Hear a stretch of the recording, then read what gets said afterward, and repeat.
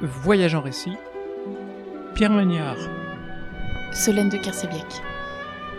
Pierre Magnard, voici la deuxième fois que nous nous retrouvons pour parler de Boès, de la Consolation de philosophie qui vient d'être republiée chez Peters. Et la première fois, nous avions parlé du chemin qui vous avait conduit depuis 1985, alors que vous étiez président d'une commission au CNRS pour reproduire donc cette consolation comme un maillon manquant dans l'héritage que nous avions des philosophes grecs jusqu'à aujourd'hui. Donc là, nous sommes au 5e, 6e siècle. Et aujourd'hui, donc avec vous, Pierre Magnard, nous allons revenir sur la préface qui est de votre main de cette réédition. Et dans cette préface, permettez-moi de commencer par, je vous cite, la question entrevue aussitôt éludée: si vraiment Dieu existe, d'où vient le mal, mais d'où vient le bien s'il n'existe pas? Et vous dites, la consolation ne relève pas de la théodicée, il ne s'agit pas de justifier Dieu, mais de diagnostiquer chez l'homme une maladie et d'y remédier. Quand on voit aujourd'hui les événements qui font l'actualité, on peut se demander, Pierre Magnard, si finalement rien de nouveau sous le soleil, si le propos et les écrits de Boès dans cette consolation ne sont pas symptomatiques de ce que nous continuons à vivre dans cette société. Bien, mon cher Geoffroy, ce qui me frappe en mon vieil âge, c'est que ce projet que j'ai eu de rééditer la Consolation en 1985, puisque c'est là que je l'ai conçu, est d'une actualité brûlante. Je ne savais pas, j'ignorais que précisément le cours des choses allait me mettre dans l'obligation de produire enfin ce grand texte et de le donner à nos contemporains. Car en effet, qu'est-ce que nous vivons actuellement? Un conflit de civilisation, c'est ce qu'on nous dit tous les jours à la télévision. Un heurt entre des cultures incompatibles, mais qu'est-ce à dire? Un reniement de ce qui fut notre tradition de toujours et qui constitue notre être au monde de l'esprit. Car en effet, la culture gréco-latine qu'aujourd'hui on remet en question n'est que le logiciel qui nous donne de pouvoir entendre la révélation chrétienne à travers les évangiles. Un logiciel qui nous donne la possibilité d'écouter et de comprendre. Il faut bien se dire que ce que représente la culture antique et ce qu'elle a constitué au cours des siècles, c'est précisément cette chambre d'écoute qui lui permettait de comprendre unicité de Dieu, immortalité de l'âme, souverain bien, communis humanitas, partage d'humanité, fraternité entre les hommes. Tout cela, c'était l'oreille que nous avait donnée la culture gréco-latine et qui nous permettait d'entendre ces vérités éternelles.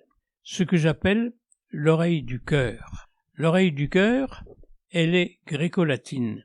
Elle est dans cette tradition classique et tout entorse à cette tradition à travers la grammaire, à travers l'orthographe, à travers la culture, à travers les différentes disciplines qui se sont exprimées à travers la langue latine et la langue grecque.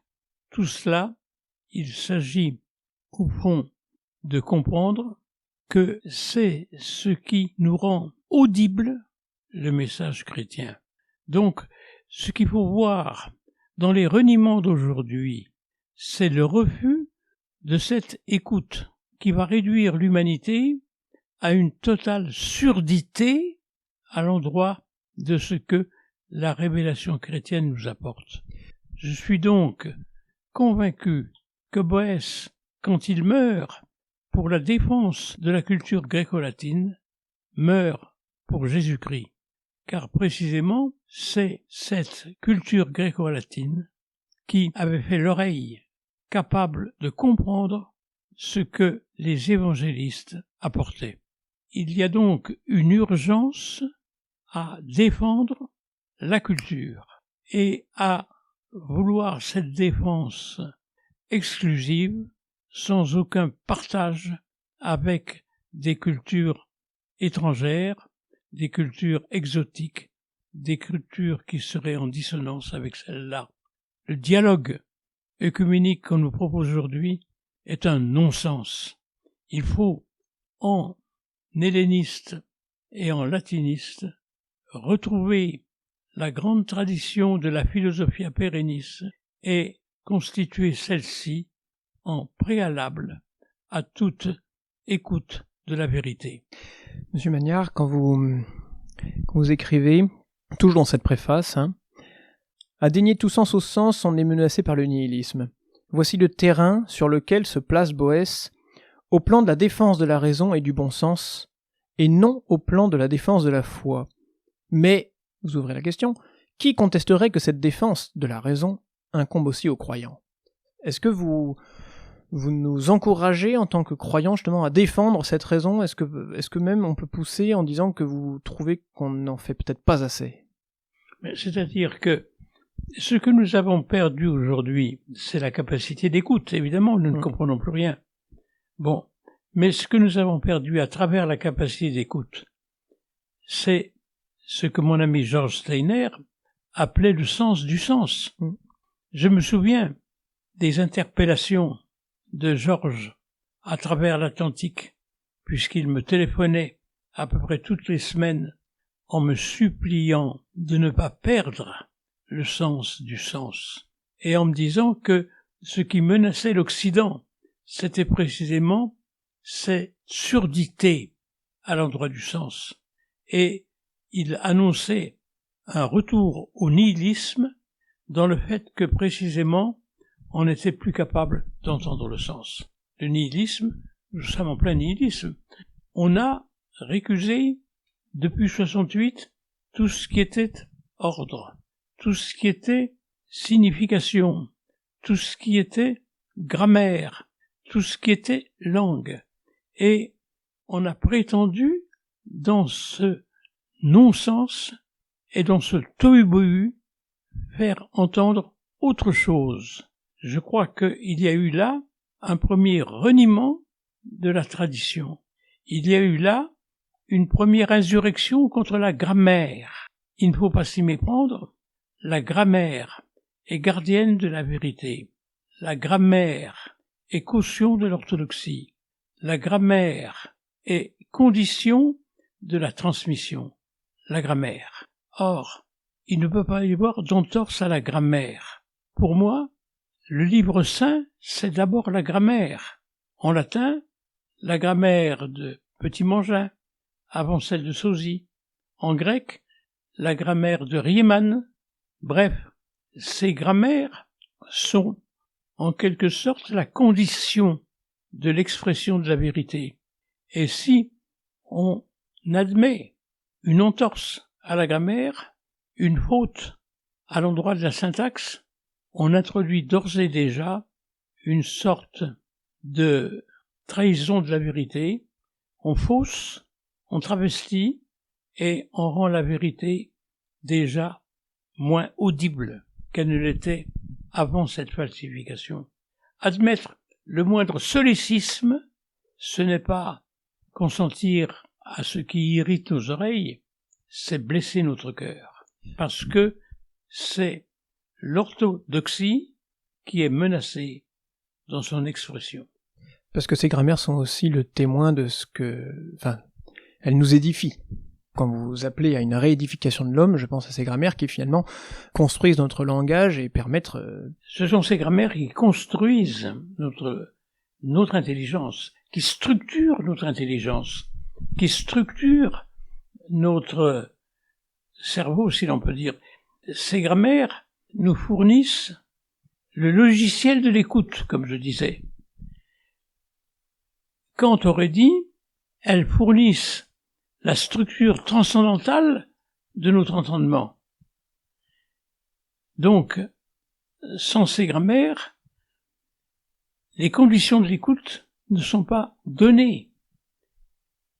Et dès lors, le monde apparaît dans une sorte de non-sens, puisque ce qui apparaissait selon la grammaire ordonnée est désormais en désordre, voire en discontinuité, concassé, brisé, dispersé, disloqué. Et dès lors, c'est le monde lui-même qui a perdu son sens.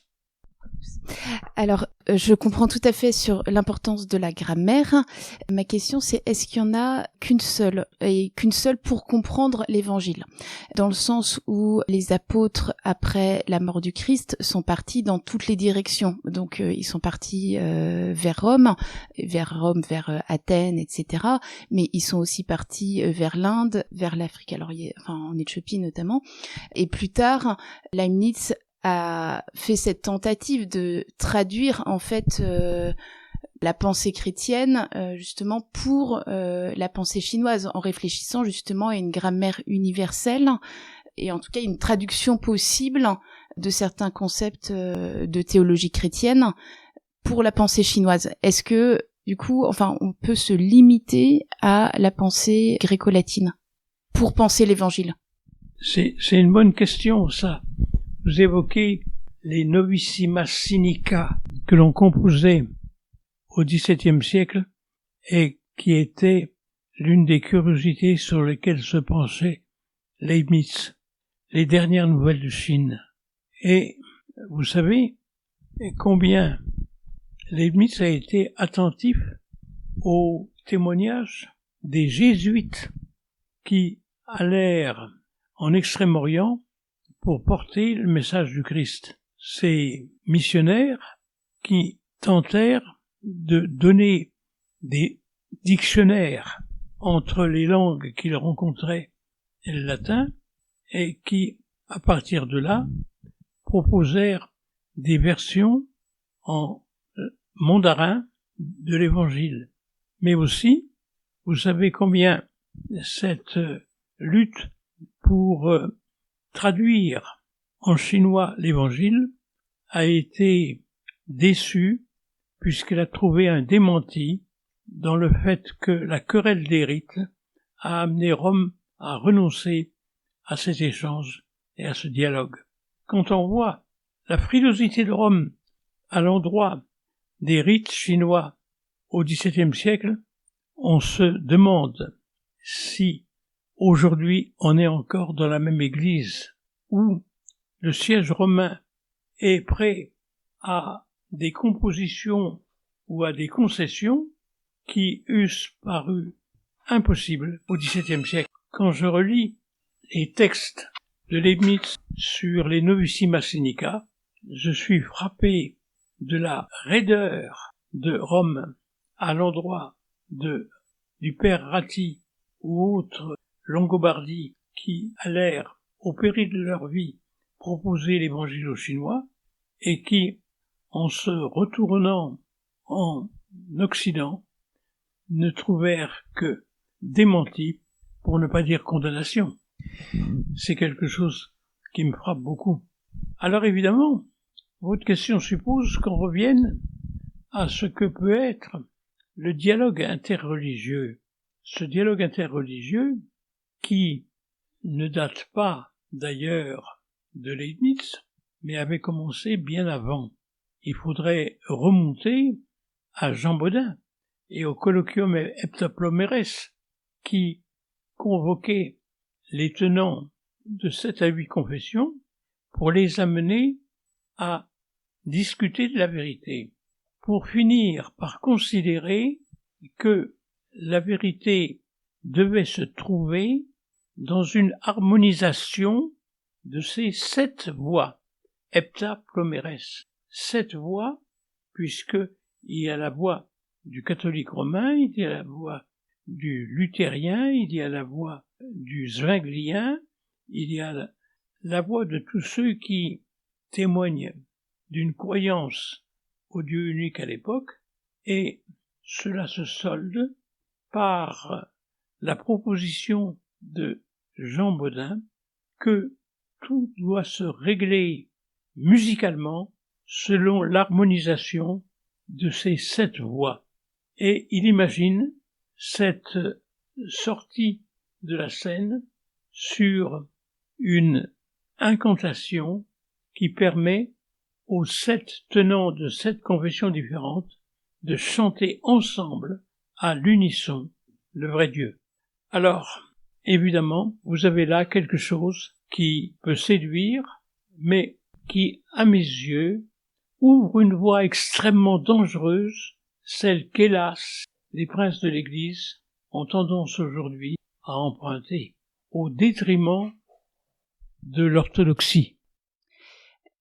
Ok, alors je comprends.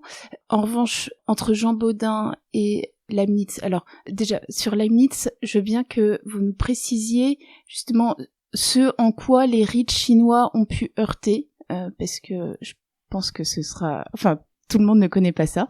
En tout cas, ça m'intéressera de savoir. Et Jean Bodin, il se place sur le terrain du dialogue interreligieux, qui n'est pas la même chose que la différence de langue, dans le sens où la question de Leibniz, c'était comment traduire une même confession. C'était pas donc en changeant de langue, c'était pas l'idée de réunir des gens qui avaient des croyances différentes, mais enfin d'exprimer dans des langues différentes. C'est-à-dire ce qu'il y a eu, il y a eu la querelle des rites. Et la querelle des rites, vous la comprendrez très facilement. Les Chinois demandaient que l'on puisse célébrer l'Eucharistie avec du riz et non pas avec du blé, et avec du thé et non pas avec du vin. C'est toute la symbolique religieuse qui était remise en cause. Et c'était, pour l'époque, quelque chose de très difficile, et de difficile à admettre. Et vous comprenez que le père Langobardi n'ait pas reçu l'agrément de ses supérieurs et dû rentrer dans le rang.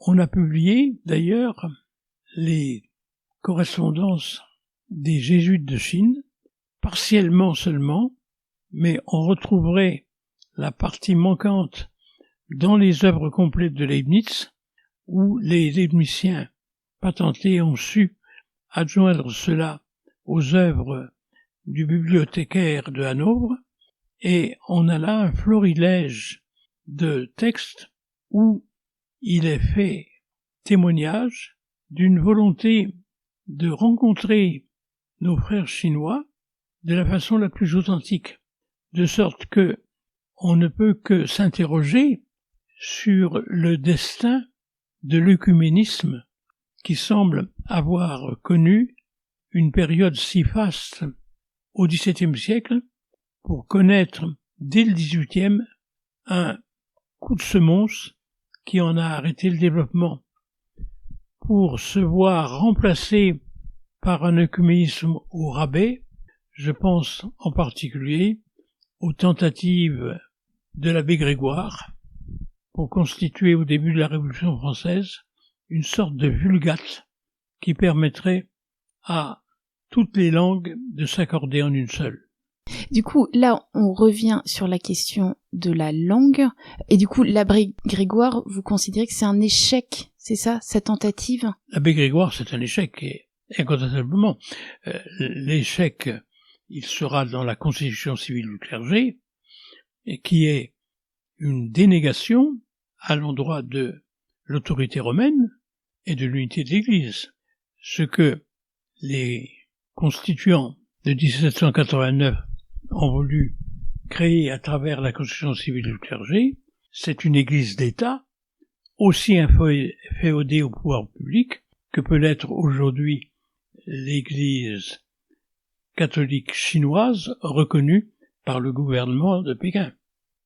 D'accord. Et alors, je connais pas ce travail de l'abbé Grégoire, mais si vous le situez au moment de la Révolution française, est-ce que c'est pas aussi une tentative en fait de ramener la religion chrétienne vers du déisme, auquel cas effectivement ça de ramener à du déisme, justement oui. Pour avoir quelque chose d'universel.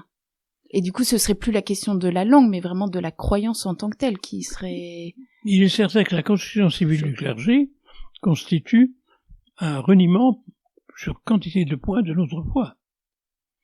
Et on comprend que il y a eu si peu de ralliement dans l'Église de France à la constitution civile du clergé.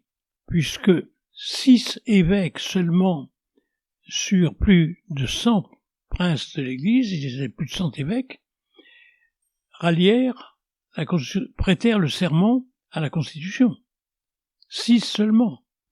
Et ces 6 n'eurent ensuite que le souci de retrouver leur fidélité qu'ils avaient reniée.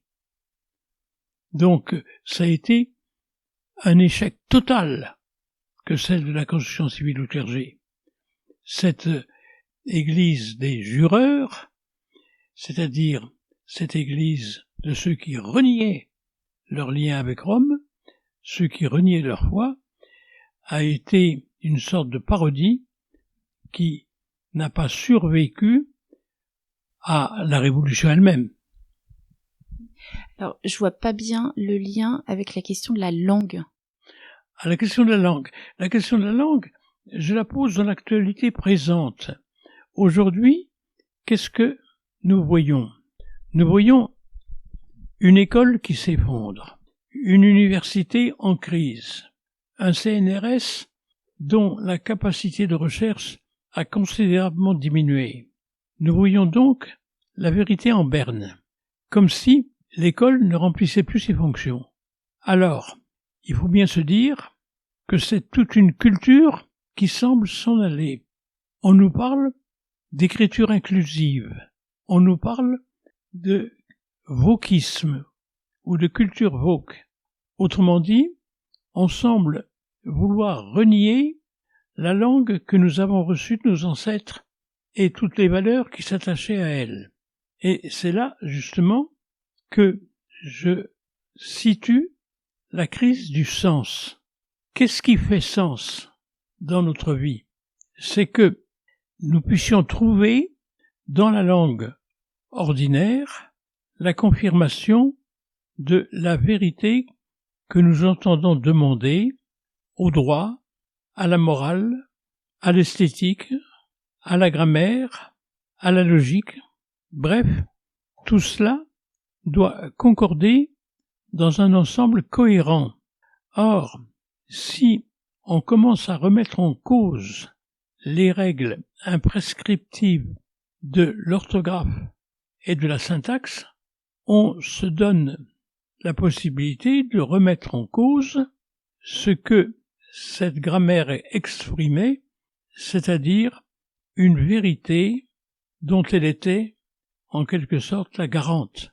La grammaire garante de la vérité. La grammaire garante de l'écriture. Si aujourd'hui on s'en prend à la grammaire elle-même et à ses structures, on risque de porter atteinte à l'esprit lui-même. Pensez à ce qu'a été depuis 68 la déconstruction au travail dans l'université. La déconstruction, pour reprendre le terme utilisé par Heidegger, devait, selon l'auteur de Zeit und Zeit, être pratiquée avec énormément de précautions. Et il disait qu'il ne l'entendait qu'à l'endroit d'un seul syntagme, celui de Dieu et de l'être. En dehors de cela, il fallait surtout ne pas généraliser l'usage de la déconstruction. Or, qu'est-ce qui s'est passé à partir de 1968 ?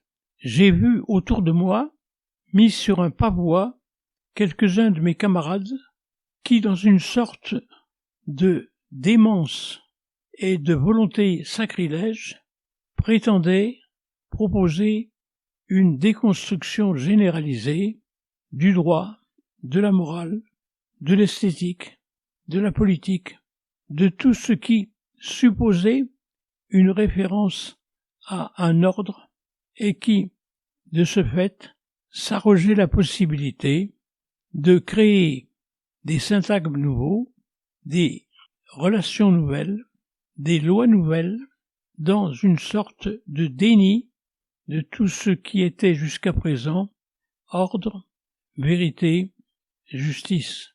Je me permettrai d'une simple anecdote, citant l'un de mes condisciples de l'époque, qui devait faire sa fortune de la déconstruction. Il me disait ceci: à travers toi, on m'a proposé l'ordre gréco-latin comme la mesure de la vérité. Je refuse cette définition. Et faute de pouvoir m'approprier parfaitement la langue grecque et la langue latine, je m'évertuerai à détruire tout ce que ces deux langues ont véhiculé jusqu'à nous. Autrement dit, tout ce que tu représentes, je m'en ferai l'ennemi, le détracteur, le destructeur. Que ce soit bien entendu entre nous. Voilà le propos sur lequel devait se terminer un compagnonnage commencé dès la Cagne entre Jacques Derrida et votre serviteur. On détruit ce qu'on ne peut pas s'approprier. Les barbares d'aujourd'hui procèdent ainsi. Ce qu'ils ne peuvent pas s'approprier, c'est-à-dire cette culture gréco-latine et ce qu'elle a pu véhiculer, ils se donnent le devoir, l'obligation envers eux-mêmes de le détruire. Or, qu'est-ce qui s'est passé dans l'école depuis 1968 et qu'est-ce qui se passe encore aujourd'hui? À travers toutes les subversions qu'il agite, c'est l'accomplissement de cette destruction voulue par nos déconstructeurs. Voilà où on en est. Or, la déconstruction, c'est le prélude au non-sens. Car précisément, si tout ce qui faisait sens est remis en question, comment le sens peut-il encore circuler dans nos pensées, dans nos écrits? Comment le sens peut-il encore circuler dans notre littérature? Le sens n'a plus sa place, n'a plus sa possibilité d'être. Or, je me suis, durant toute ma vie d'enseignant, obstiné à parier pour le sens, à plaider pour le sens, et à rechercher les conditions du sens. Les conditions du sens que j'ai trouvées dans ce que j'ai appelé la philosophia perennis, cette philosophie pérenne, parce que elle véhicule ses vérités de génération en génération, de millénaire en millénaire, dans une sorte de continuité parfaite. La philosophia perennis, telle que Agostino Stecco, au temps béni de la Renaissance italienne, essayait de mettre en ordre et de formaliser dans des recueils qui étaient l'expression des copistes du temps, recopiant indéfiniment les grands classiques et les paraphrasant pour essayer de percer le secret du sens. Or, je citais tout à l'heure mon ami décédé aujourd'hui, Georges Steiner, qui me téléphonait dans ses années critiques depuis l'université américaine où il enseignait, pour me dire « cramponne-toi au sens, essaie toujours de donner du sens au sens, ne trahis jamais le sens, attache-toi aux conditions du sens ». Bien, les conditions du sens, j'ai cru en donner un témoignage dans l'édition que Geoffroy vous présente aujourd'hui de la Consolatio Philosophiae de Boès. Monsieur Magnard, revenons-y peut-être justement à cette consolation. Peut-être, puisque nous avons maintenant le livre, pouvons-nous citer au moins un ou deux passages en lien avec ce que vous venez de dire sur la continuité, la pérennité de cette tradition. J'ai envie de citer ce tout début. Nous sommes dans le livre 1. Boès s'exprime ainsi. « Alors que de mon côté je réfléchissais en silence par-devers moi et fixais ma plainte larmoyante au moyen d'un stylet, puisqu'on a précisé dans l'émission qui précède qu'il se trouvait alors en prison, j'eus le sentiment qu'au-dessus de ma tête, une femme s'était dressée, au visage tout à fait vénérable, aux yeux ardents et pénétrants au-delà de la capacité commune aux hommes, au teint vif et d'un éclat inexhaustible.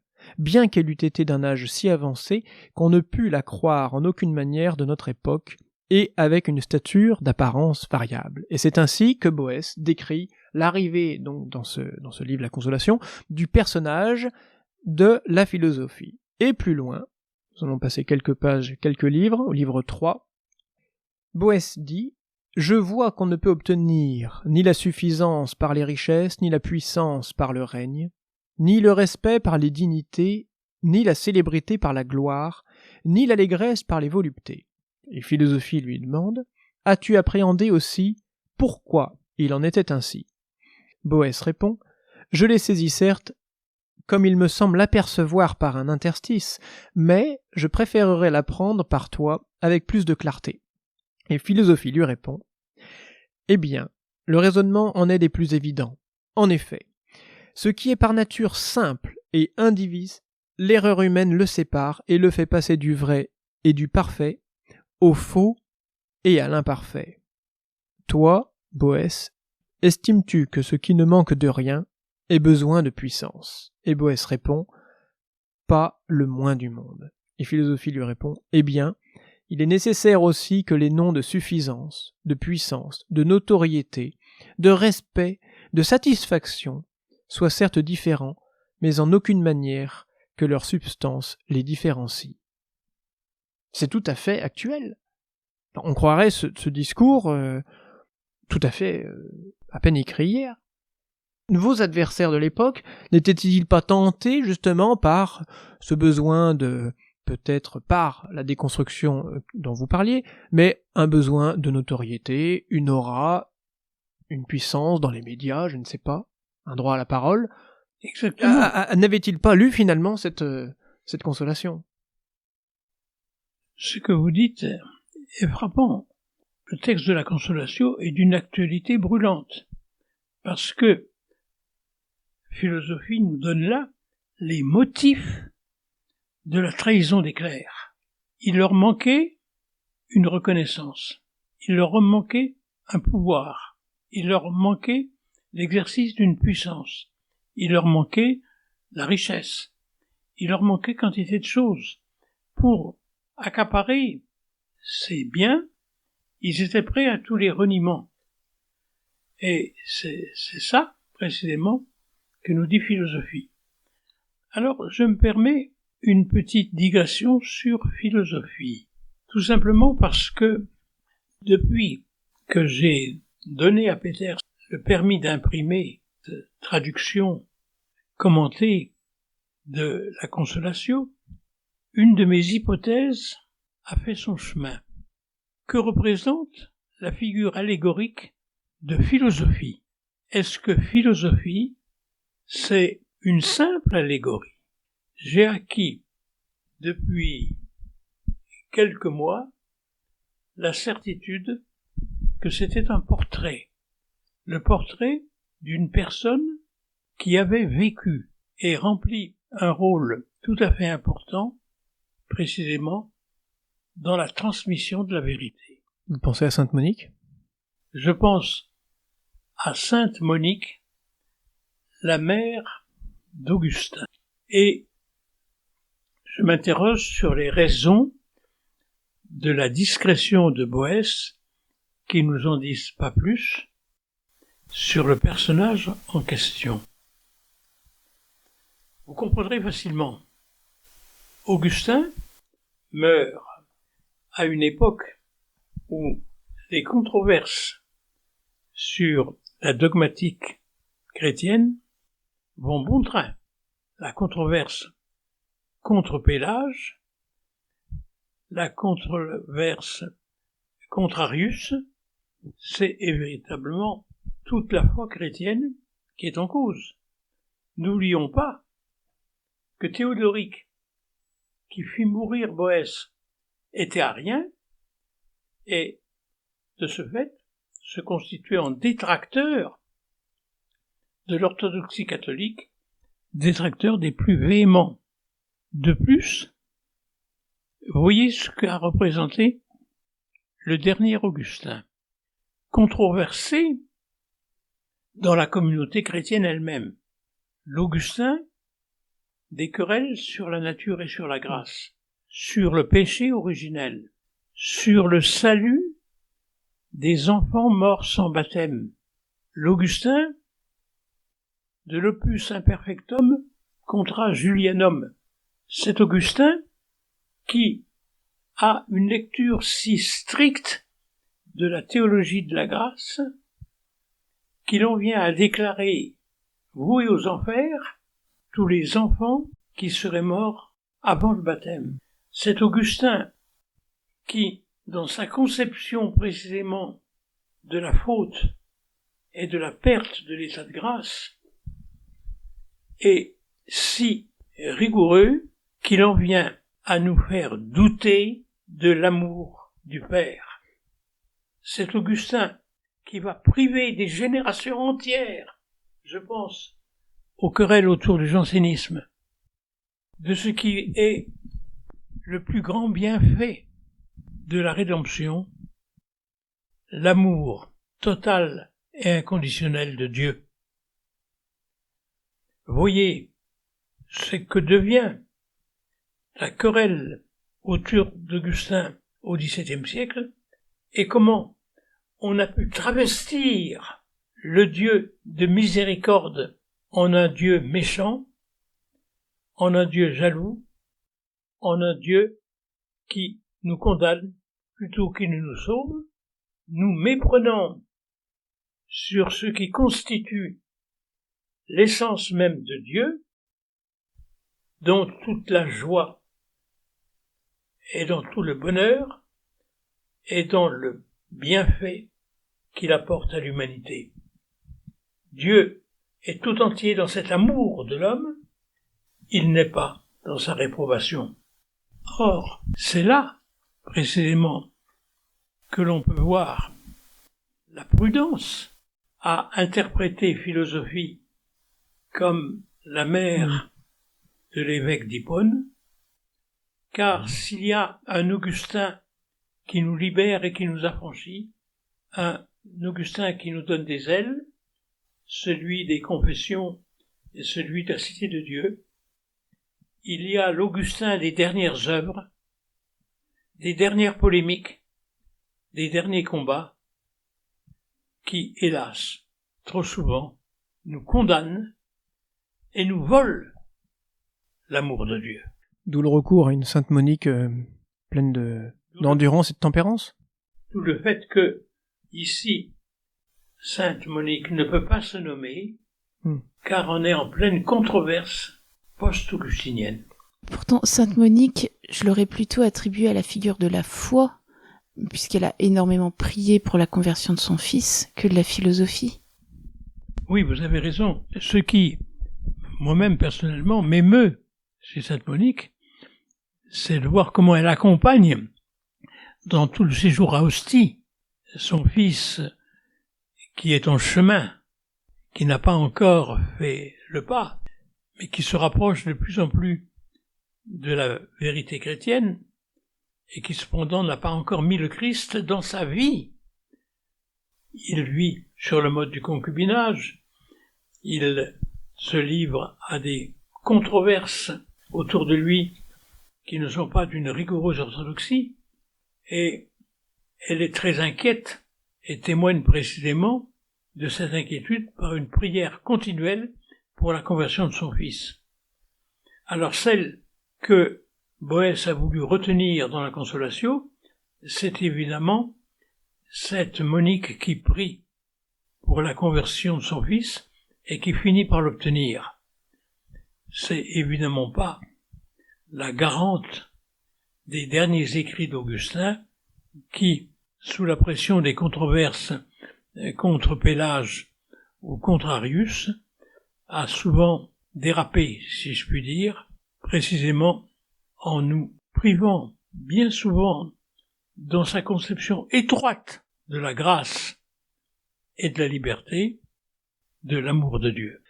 C'est ainsi que vous attribuez ce mot donc à philosophie, donc à sainte Monique, quand elle dit « Nous tenons le meilleur stimulant pour ton salut, : ta conception vraie sur le gouvernement du monde, parce que tu le crois soumis non pas à la contingence des faits, mais à la raison divine.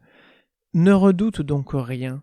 Désormais pour toi, la chaleur vitale va se dégager de cette toute petite étincelle. C'est-à-dire qu'il y a toujours un espoir, une espérance. Ah oui, oui.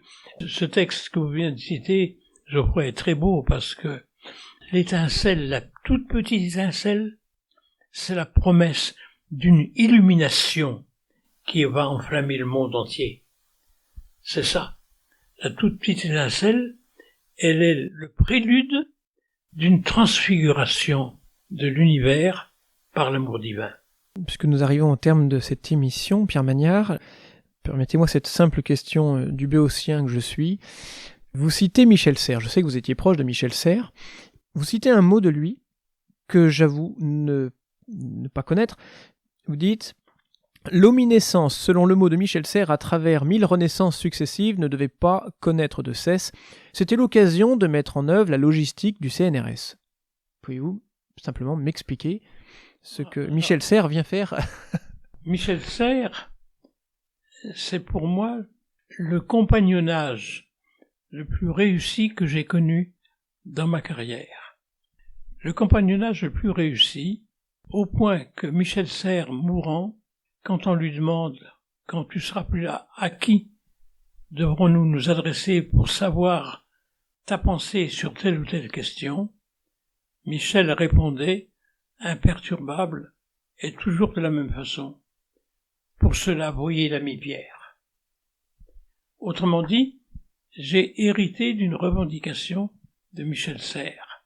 Alors, pour répondre à la question de Geoffroy, qu'est-ce que Michel Serres nous offre? Michel Serres était un bricoleur, un ingénieur, Un marin, un noueur de nœuds, marin, mais aussi de nœuds, alpiniste, dans la cordée qui le conduisait sur les sommets. Il croyait aux relations. Il était avide de relations. Tout ce qui unit, tout ce qui rassemble, tout ce qui fédère, tout ce qui noue les êtres les uns sur les autres, tout ce qui les rend indispensables les uns aux autres. Il était l'homme des nœuds, l'homme du nouage. Et c'est à travers son expression de tous les nœuds, gordiens ou pas, qu'il devait précisément entrer progressivement dans la vérité chrétienne. Progressivement, il y entrait pas à pas. Il avait été christianisé dans son enfance. Il répétait avec moi les prières de son enfance. Il disait avec moi le Pater Noster. Et il me disait, mais regarde ce qu'il y a d'affirmation implicite dans le Pater. Un Dieu qui gouverne le monde, un Dieu unique, un Dieu qui fait de nous tous ses enfants, donc qui nous fait frères les uns des autres. Et il induisait de sa simple lecture du Pater toute une théologie tridentine parfaitement rigoureuse. Serres réinventait la religion à l'occasion d'une procession qu'il voyait dans la campagne autour d'Agen, d'une célébration, ou encore de la rencontre d'un ami. Il réinventait la religion, et ainsi, il en vint un jour à faire un choix. Il venait de subir une chimiothérapie et une opération chirurgicale qui semblait avoir réussi. Et il s'était mis à la rédaction d'un livre qui constituait son dernier message, relire le relier. Lorsque ces médecins le mettent en présence d'un choix, les métastases sont parties et vont bon train, nous vous proposons une nouvelle chimiothérapie, Mais, évidemment, vous savez ce que c'est.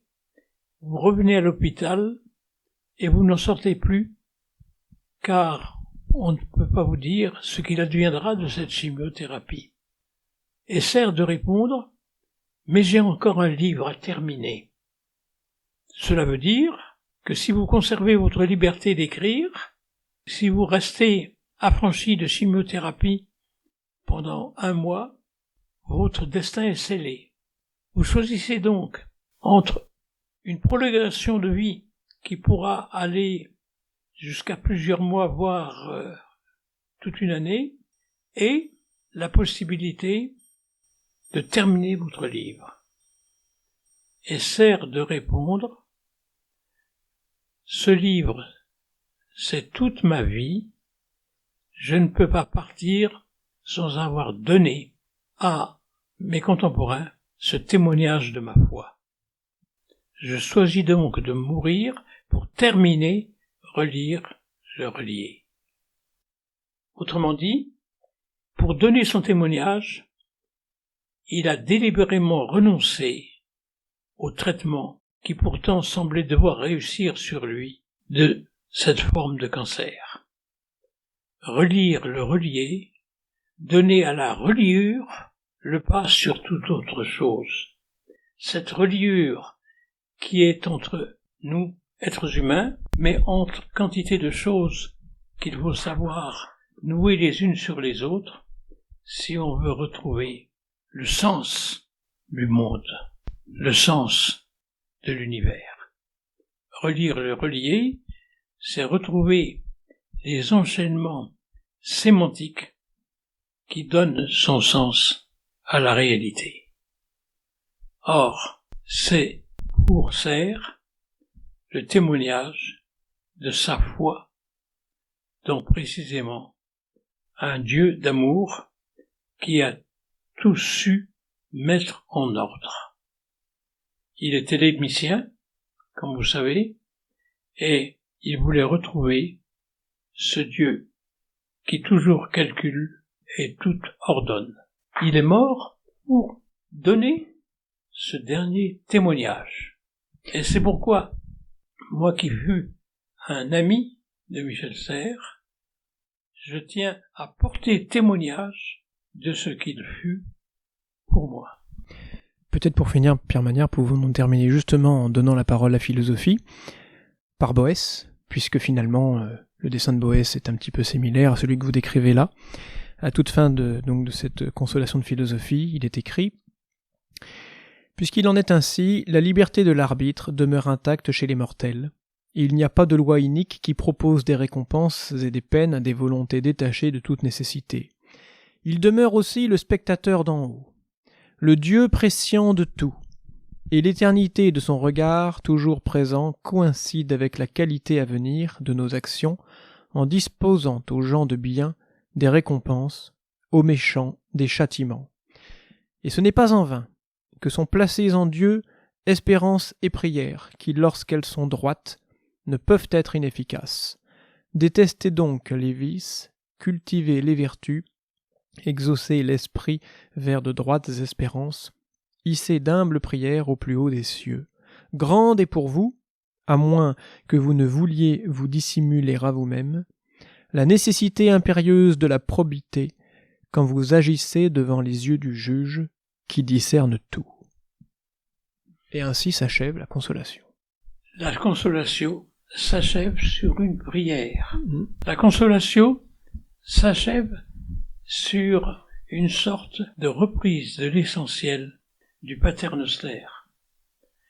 Quand on dit « Notre Père qui es aux cieux, que votre nom soit sanctifié, que votre volonté soit faite », qu'est-ce que l'on dit finalement? On consent à l'ordre du monde, on consent à l'événementialité de ce qui se produit. On y souscrit, mais on y souscrit non pas comme à un destin, mais on y souscrit comme à la volonté du Dieu Tout-Puissant, mais surtout du Dieu Tout-Aimant. Car c'était là un des sujets de discussion entre Serres et moi. Le credo nous parle du Dieu tout-puissant, omnipotentem. Et Serre et moi, nous avions une petite difficulté devant la puissance. Est-ce que Dieu est le tout-puissant?